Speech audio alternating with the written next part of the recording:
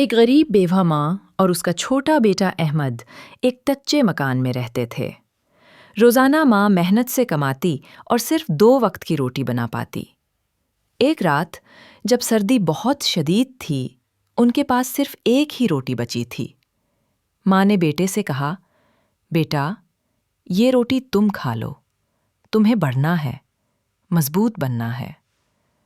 احمد نے جواب دیا، نہیں اماں، آدھی تم کھا لو، میں آدھی کھا لوں گا۔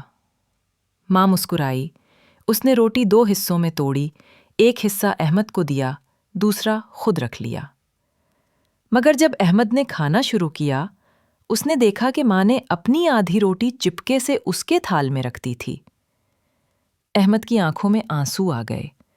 وہ جان گیا تھا کہ ماں بھوکی سو جائے گی، مگر بیٹے کو بھوکا نہیں دیکھ سکتی۔ سبق: